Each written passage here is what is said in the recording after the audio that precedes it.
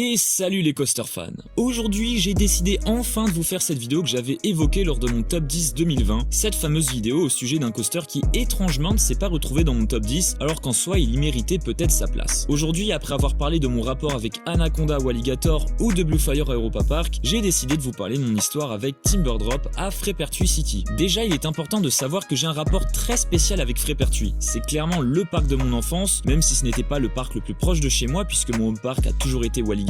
Frépertuis était pour autant le parc où j'allais le plus souvent depuis mes 5 ans en allant chez de la famille qui vivait dans les Vosges. Donc j'ai grandi avec le parc en le voyant évoluer et prendre de plus en plus d'ampleur chaque année, avec l'ouverture de nombreux flat rides, de nouveaux coasters et même l'évolution incroyable des détails de la thématisation. C'est le parc où je peux me balader les yeux fermés, celui où même si je le connais par cœur, même si j'ai fait toutes les attractions je ne sais combien de fois, je suis toujours aussi content d'y aller. Alors imaginez juste maintenant, en 2011, Frépertuis décide d'ouvrir une montagne russe à inversion. Je suis juste comme un dingue, je sais à 100% que j'y serai et pour autant j'ai du mal à le réaliser. J'ai même un peu la trouille de ce truc. À l'époque, on nous parle de la chute la plus inclinée du monde à 113,1 degrés ou encore d'inversion très lente comme un dive loop où on reste presque coincé la tête à l'envers pendant une bonne seconde. J'arrive sur le parc et là, voilà la bestiole. On arrive au niveau de l'entrée principale et je l'ai déjà vu sous toutes ses coutures. Mon dieu que ça fait envie. Comme je ne suis pas avec des personnes fans de sensations, je devrais m'y rendre seul. Pas grave, je suis pas du genre à avoir peur de faire des gros coasters avec des inconnus. Ah,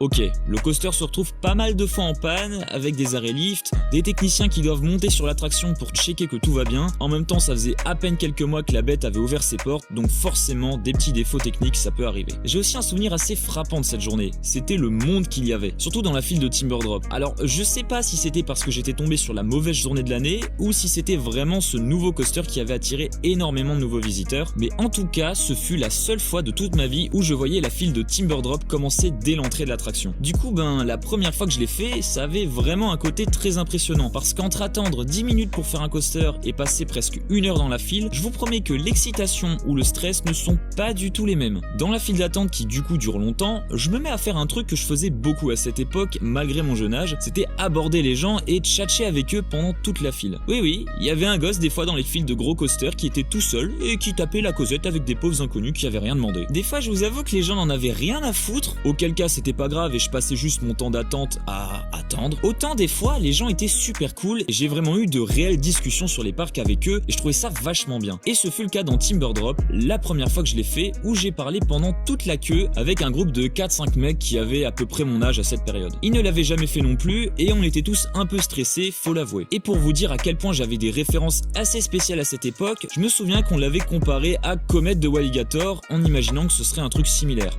Ouais, un truc similaire. Pourquoi? Parce que c'est rouge et que t'as la tête à l'envers? Pourquoi pas, ouais. Bon bref, vous voulez savoir mon avis quand je suis sorti de là?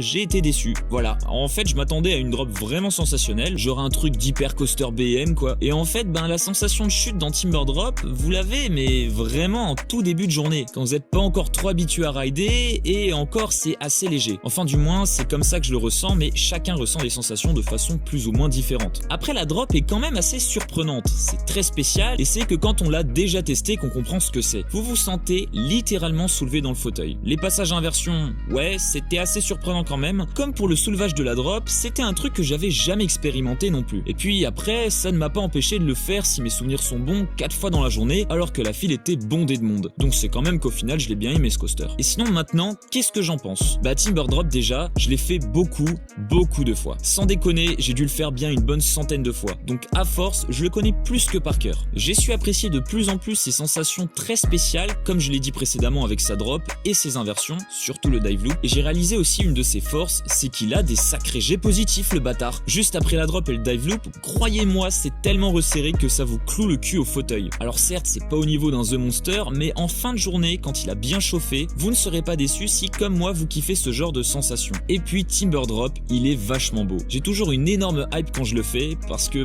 même si c'est pas le coaster qui me fait le plus kiffer, même si avec le temps je m'en suis lassé un petit peu, quand on voit le coaster sous différentes différentes facettes en arrivant sur le parc, en entrant dans la file, en voyant la chute du dive loop qui a l'air ultra rapide quand on est dans la gare, et quand on reprend place dans les trains, c'est un pur plaisir. Non, attendez, c'est pas un pur plaisir du tout. Oui, c'est un kiff de le retrouver, mais il y a bien un truc pour lequel je prie chaque année, c'est que Frépertuis prenne enfin la décision de changer ces putains de fauteuils ACS qui te ruinent les épaules. En fait, les fauteuils de Timberdrop ont deux sécurités. La première, c'est une lap-bar qui vient simplement sur vos cuisses, et ça pour le coup, c'est pas dérangeant. Il y a plus confortable certes, mais c'est pas dérangeant. Mais par contre, c'est putain de cerné qu'on vient vous coller, que dis-je, vous écraser sur les épaules, c'est juste pas possible. Autant vous me connaissez, à force, les coasters qui baffent, ça ne me dérange pas, les vieux wooden coasters qui vibrent non plus, je suis loin d'être un puriste qui crache sur tout ce qui est peu confortable, mais les harnais de Timberdrop, ça gâche l'expérience. Un ride, ça passe, mais vraiment à force, c'est lourd. Surtout qu'en soi, SAS peut faire des trains avec juste des lap bars, et même sur le modèle L-Loco qui est celui de Timberdrop. Mais non,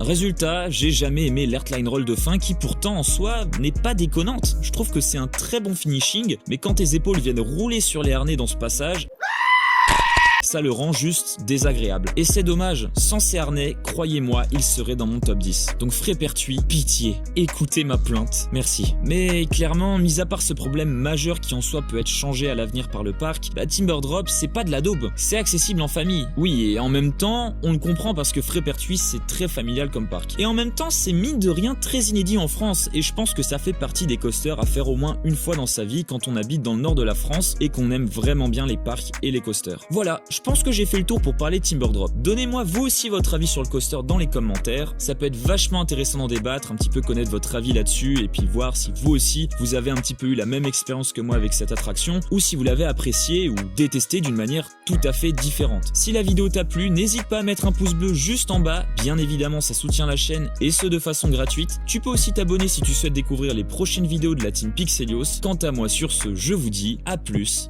les coaster fans.